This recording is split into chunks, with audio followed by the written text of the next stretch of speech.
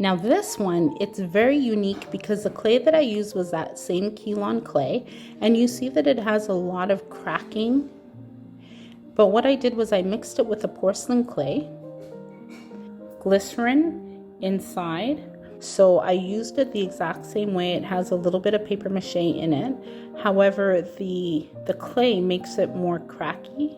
And then I also used the paint colors, and it created like smooth bits and cracking. The lips are on top of the clay.